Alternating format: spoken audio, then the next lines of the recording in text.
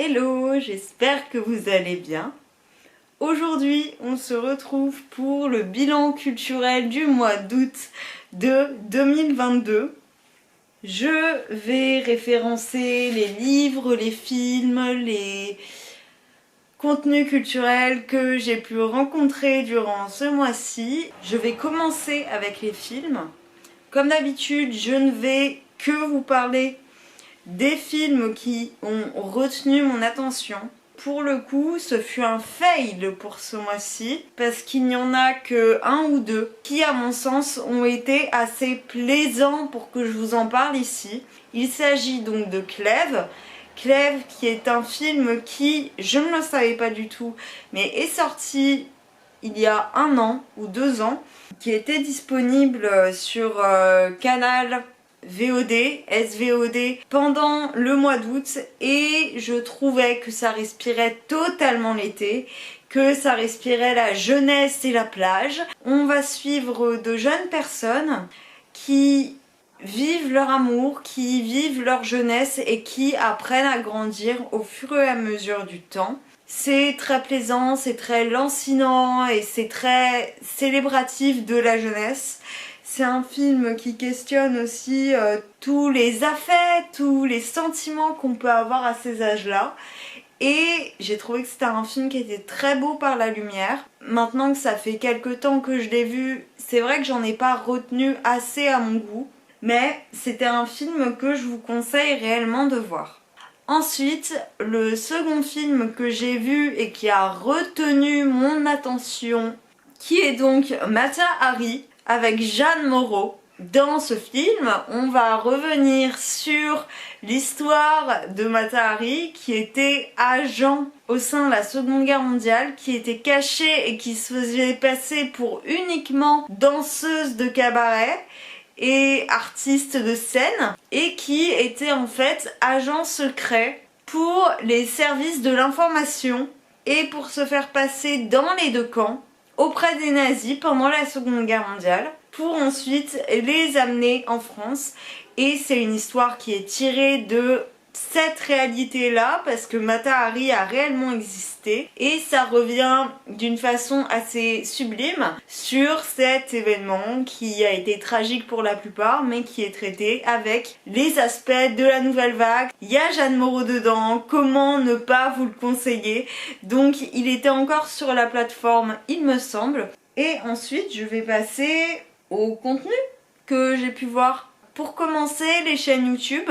J'ai saigné la chaîne de Nina Montagnier, qui est états-unienne, qui vit sur une île, je ne sais plus exactement, je sais juste qu'il y a des fruits exotiques partout sur cette île. Elle fait beaucoup de contenu self-care, mais elle a aussi tout un panel de livres desquels elle parle, et son contenu littéraire est assez plaisant. Il me fait en quelque sorte un petit peu penser à celui de Noël Gallagher. Elle fait beaucoup de contenu autour de la bouffe et de bien manger et tout ça. Elle me fait en quelque sorte penser à Chloé Kian en France, si vous la connaissez. Donc Nina Montagnier, au niveau du contenu culturel qu'elle peut faire, même s'il est minime par rapport au restant de son activité, eh bien je peux vous le conseiller. Ensuite, il y a Gypsy Books, dont je vous ai déjà parlé 1000 fois. Elle a repris le contenu en août et quel bonheur de la retrouver, son contenu m'avait tant manqué. Elle a ouvert une nouvelle chaîne, elle sera en barre d'infos comme le reste du contenu culturel que je vous partage. Elle a beaucoup changé de sphère au niveau de ses lectures et mon Dieu que c'est plaisant, c'est-à-dire qu'on a des nouveaux petits bonbons avec elle. Elle nous parle des nouvelles sorties parce qu'elle est devenue libraire depuis. Elle lit beaucoup de BD, elle lit beaucoup de littérature blanche, et j'avoue qu'au fur et à mesure du temps c'est aussi ce que moi je peux lire, même si j'aime toujours la littérature classique et je me retrouve beaucoup dans ses goûts. Au-delà de ça, je pense que elle l'a dit elle-même dans l'une de ses premières vidéos pour revenir, c'est aussi une personne qu'on regarde ait une personnalité, et la personnalité qu'elle pouvait transmettre, l'essence, l'atmosphère qu'elle pouvait donner à ses vidéos, c'était aussi quelque chose qui émanait d'elle, et ça c'est quelque chose qui m'avait manqué. Donc encore une fois, je vous conseille d'aller voir sa nouvelle chaîne qui sera en barre d'infos. Ensuite, au niveau podcast, j'ai réécouté pas mal d'épisodes de passage et de transfert. Je pense que la plupart des gens connaissent, mais il s'agit d'anecdotes de vie, de personnes qui racontent un moment de leur vie plus ou moins simple, plus ou moins avec des trigger warnings. De toute façon, c'est référencé dans la description de tous les épisodes à chaque fois. Il y en a notamment un que j'ai écouté, mais très trigger warning pour les personnes qui sont atteintes de TCA. Ça s'appelle Anorexie mon ami, c'est une série de podcasts, de 4 podcasts, plus prologue et épilogue, du podcast Passage. C'est très compliqué d'écouter ça si vous êtes proche de ces problématiques-là. Maintenant, je trouve que c'est aussi à but informatif pour comprendre les peurs, pour saisir aussi ce qu'il y a de bon dans une guérison, et que effectivement, même s'il y a des moments très noirs, on peut peut-être s'en sortir. Ça donne un peu d'espoir malgré toute la dureté de ce qu'on est en train d'écouter. Donc je peux vous le conseiller, mais avisez s'il vous plaît, et vous mettez pas trop à mal si vous vous rendez compte que c'est trop pour vous. Et sinon, sur une note bien plus chaleureuse et plaisante, je vais vous parler du podcast Dans la bulle de Val et Lo, qui est là encore du contenu littéraire comme à mon habitude, et on va surtout écouter deux copines qui sont en train d'échanger autour de leur lecture, autour de ce qu'elles perçoivent de la littérature. C'est vraiment un dialogue entre copines, une petite discussion autour d'un thé, et j'adore retrouver ça, c'est trop plaisant. Elles ont fait leurs lectures les plus aimées, leurs lectures les moins aimées. Ouais, c'est des filles très sympas à écouter. Je vous conseille d'aller voir un petit peu tout ce qu'elles font, et puis peut-être de vous laisser aller à quelques épisodes. Ce mois-ci, il y a quand même eu pas mal de bouquins. Je vais commencer avec un roman qui m'a été offert par les éditions L'Iconoclaste pour la rentrée littéraire, qui est paru depuis, qui s'appelle Trois sœurs. C'est tiré d'une affaire réelle qui a été reprise de la part de l'autrice sur trois sœurs en Russie. Il y a d'ailleurs un vlog normalement où je vous parle de ce livre. Leur père a été tué. On sait au fur et à mesure que ce sont elles qui l'ont tué. Quelles en sont les raisons? C'est ce que va relater le livre, et il va expliquer que tout n'est pas scindé en deux et qu'il y a des coupables partout, et que c'est peut-être toute l'atmosphère autour de la masculinité et de la vision des femmes en Russie qui y est pour quelque chose. C'est un premier roman, et Laura Poggioli y a tiré quelque chose aussi d'une propre expérience, parce qu'elle a fait des études en Russie, qu'elle a pu aussi voir tout ce qu'il y avait au niveau politique, et que bien évidemment c'est proche des problématiques qui nous ont touchés dernièrement et qui nous touchent encore avec toute la politique russe qui est menée actuellement. C'est une affaire qui ne date pas d'hier, et pour le coup on en parle encore, et ça fait beaucoup de liens avec une actualité. Donc ça me semblait important de vous en parler. C'est un très bon roman, c'est une très bonne parution de la rentrée littéraire, et je suis toujours vraiment passionnée par ce que la maison L'Iconoclaste propose.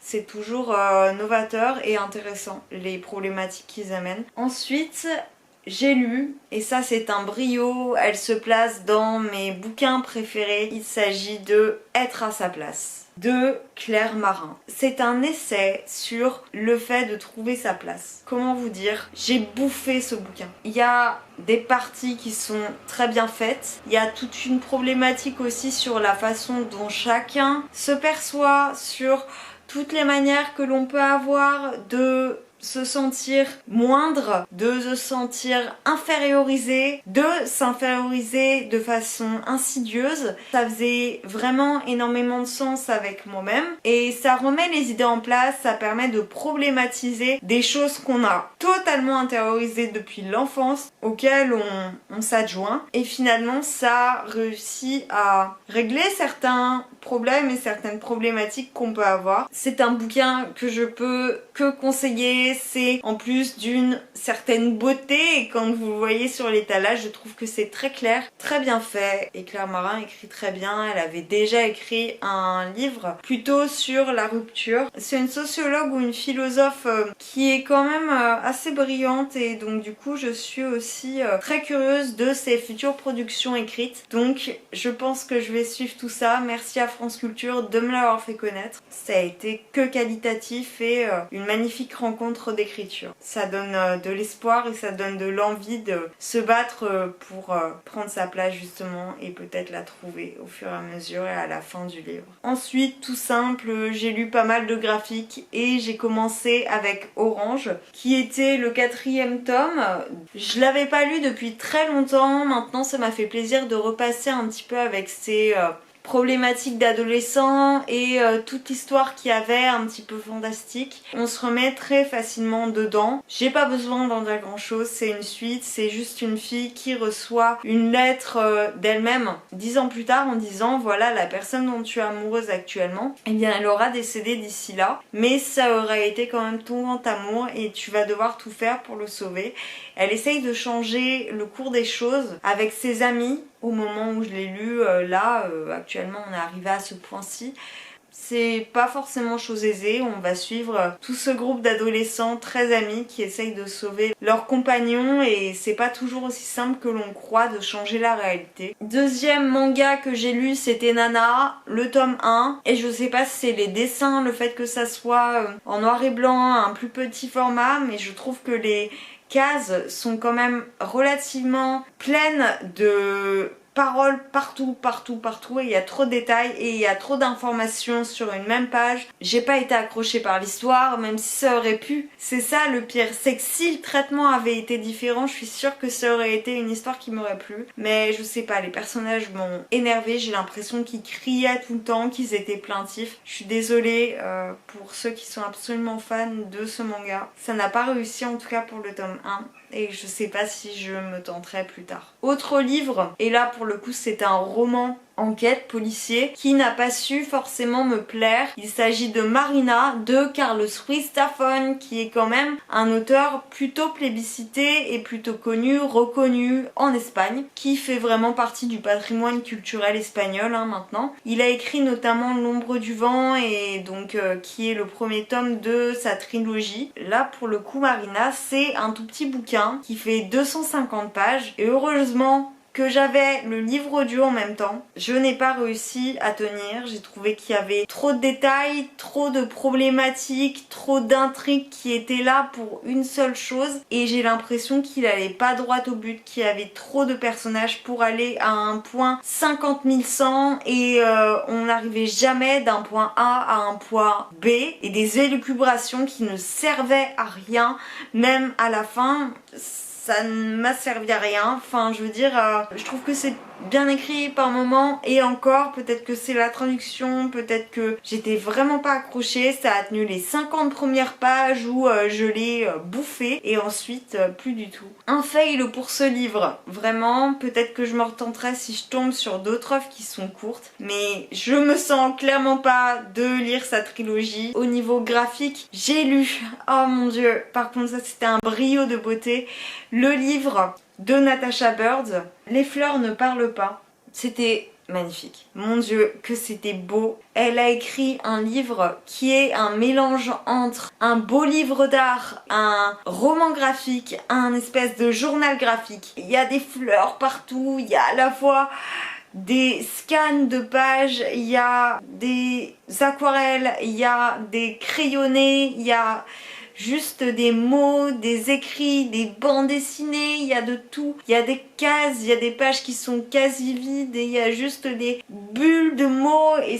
c'est trop beau et on voit des fleurs partout et on voit des corps de femmes, on voit des corps de femmes nus, différents les uns des autres, représentatifs de plein de corps.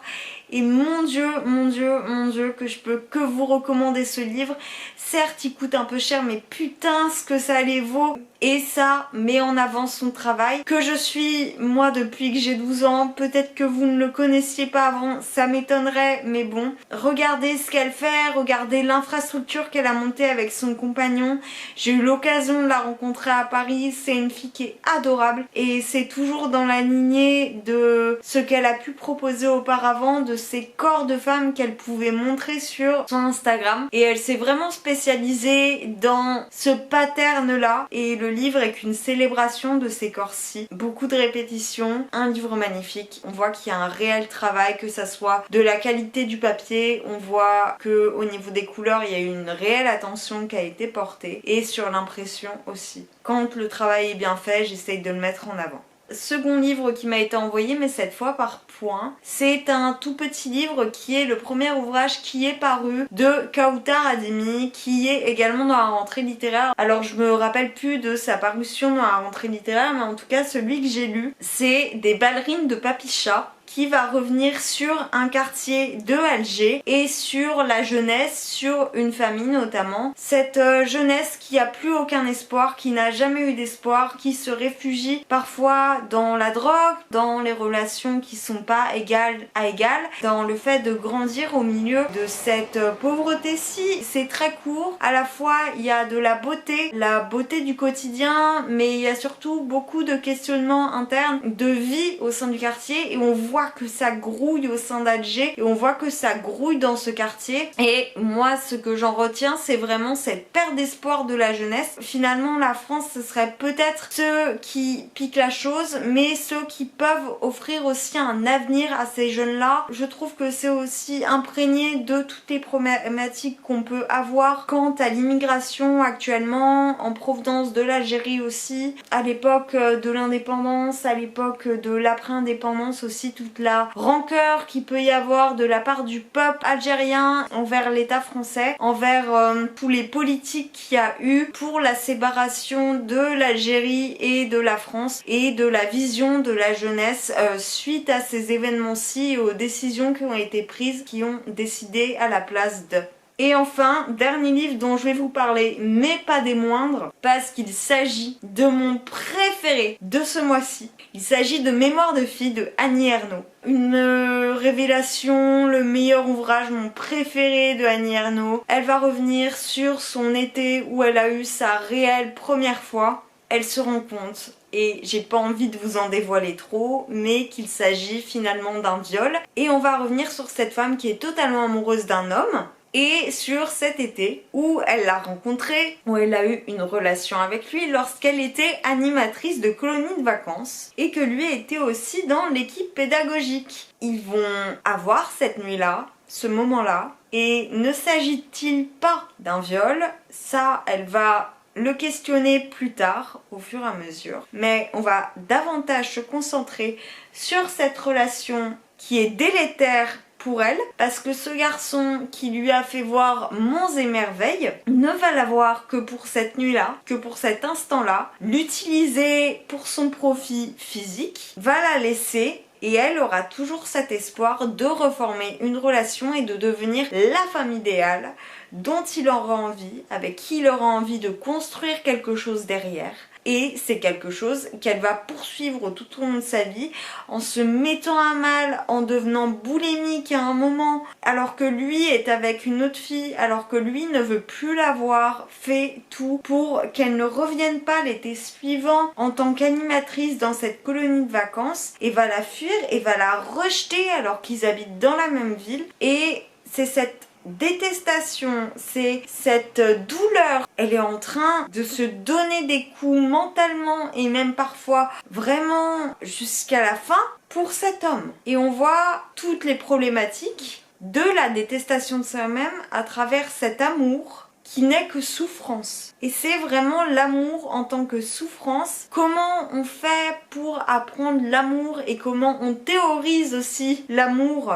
Mais ça, je vous en parlerai dans un livre que je n'ai pas encore terminé, ça ne saurait tarder, mais que j'ai lu aussi en bonne partie en août, qui est un livre de Bell Hooks. En tout cas, l'amour, c'est quelque chose qui n'est pas d'égal à égal. Et là, Annie Ernaux, elle le montre avec cette cruauté lorsqu'elle apprend l'amour, lorsqu'elle le vit pour la première fois, lorsqu'elle vit les amours charnels, les relations sexuelles pour la première fois. Et le pire, c'est qu'elle se rend compte qu'il s'agit d'un viol lorsqu'elle a une réelle première relation amoureuse des années plus tard, lorsqu'elle a réussi à passer cette période de sa vie. Et ça peut révéler des choses aussi, c'est ça que j'aime bien dans les récits de vie et dans les écrits de Annie Ernaux aussi, parce que Annie Ernaux, elle est quand même imprégnée de ses propres problématiques sociales. Annie Ernaux, c'est une personne qui théorise aussi beaucoup le fait d'être une transclasse, mais là ça revient plus sur son expérience de femme en tant que personne qui découvre pour la première fois ce qui peut rester derrière, à quel point ça peut nous marquer, à quel point ça peut diriger, pas pour tout le monde mais pour pas mal de personnes. Et je pense qu'à l'époque de Annie Ernaux c'était quand même plus prégnant parce qu'elle a écrit cet épisode qui s'est passé durant les années 60. Je pense que chacun peut se reconnaître un petit peu dans cette part de son histoire, en tant que femme notamment. Moi je pense qu'il y a des choses qui ont travaillé là-haut. Et ouais, je pense que ça touche à ce niveau-là et ça touche aussi sur le fait de grandir. Et après ça, après cet épisode, après s'être rendu compte aussi que on a eu cette relation qui était délétère et de faire un retour sur sa vie après tous ces moments où on s'est mis à mal pour un homme. Ça montre aussi à quel point ça peut détruire quelqu'un, d'être avec quelqu'un d'autre ou être amoureux de quelqu'un d'autre. J'ai commencé à parler très très bas à la fin de la vidéo et j'espère que vous m'avez entendu quand même. J'en ai terminé. J'ai réussi à faire un bilan culturel pour tout le mois en une fois, ce qui n'arrive pas souvent, mais j'avoue que ce mois-ci, ça n'a pas été exceptionnel. Pour l'instant, le mois de septembre est pas bien grand non plus, mais j'espère me rattraper au fur et à mesure et pouvoir trouver des choses intéressantes à vous présenter à la fin du mois. Je vais vous laisser ici. J'espère que ce bilan d'août vous a plu. Si c'est le cas, je vous laisse aimer, commenter. Comme d'habitude, venir me parler sur Instagram en DM. Vous pouvez aussi me suivre sur Sens Critique, Letterboxd et Goodreads évidemment. Et sur tout le reste de mes réseaux sociaux qui seront en barre d'infos, etc. etc. Vous connaissez la chanson. Quoi qu'il en soit, on se retrouve dans la prochaine vidéo. Et puis, prenez soin de vous. Allez, ciao.